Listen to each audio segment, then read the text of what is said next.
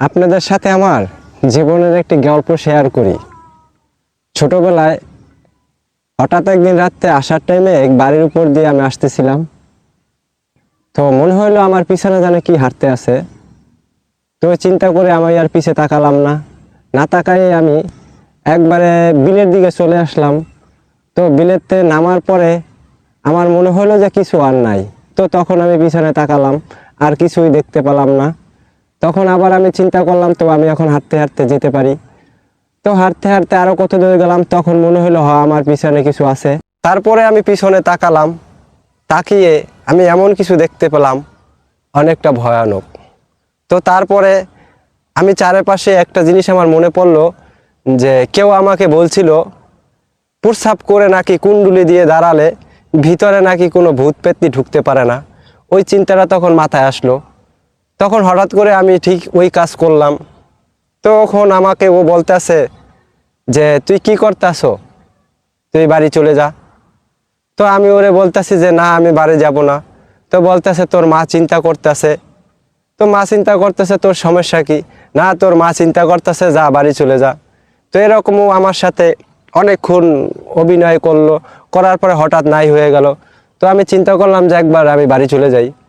তো বাড়ি চলে যাবো এই চিন্তা করি, আবার চিন্তা করি আমি যদি এখান থেকে বাইরে হই তো ও আমার কোনো ক্ষতি করতে পারে। তো তারপরে আর কি, আমি আর বাড়ি যাই না। তো ওখানেই একরকম আমি বসে পড়লাম। বসে পড়ার পর 15-20 মিনিট পরে ও আবার আসলো বিড়ালের রূপ ধারণ করে।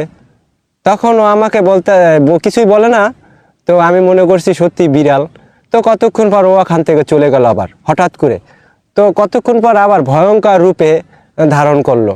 তো আমি দেখে তখন একটু না অনেকটাই ভয় পেয়ে গেলাম, আতঙ্কর মতো হয়ে গেলাম যে হায় হায়, আমি মনে হয় হয়তো কোনো বিপদে পড়ে গেছি। তো এই চিন্তা অনেক মাথায় ঘুরতে আসে, খুবই নার্ভাস ফিল করতে আসি। তো হঠাৎ করে মাথায় বুদ্ধি আসলো, আমি এখান থেকে কি দৌড় দিয়ে চলে যাব? তো চিন্তা করলাম না, এদের কাছ থেকে তো দৌড় দিয়ে বা কোনোভাবে এখান থেকে যাওয়া সম্ভব না। তো আমি এখানে বসেই রইলাম, কি আর করবো। কি একটা অবস্থা, অনেকটা কষ্টও লাগতেছিল। তো তারপরে ওই রূপ ধারণ করার পরে আমার তো জিহ্বায় পানি নেই, আমি কি করব। তো হঠাৎ করে আবার ও মানুষের আকৃতিতে আসলো। মানুষের আকৃতিতে আসার পরে ও বলতেছে তুমি যাও, চলে যাও, বাদ যাও। তো তারপরে আমি এখানে বসেই রইলাম, আর কিছু ভাবনা নাই। তো তো আমি কি করব না করব। তো তার ভিতরে আজান পড়ে গেল। সেকেন্ডের ভিতরে ও চোখে আমি পলক দিলাম, নাই হয়ে গেল।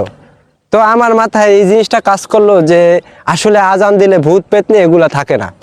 তো আমি ওখান থেকে এমনভাবে দৌড় দিলাম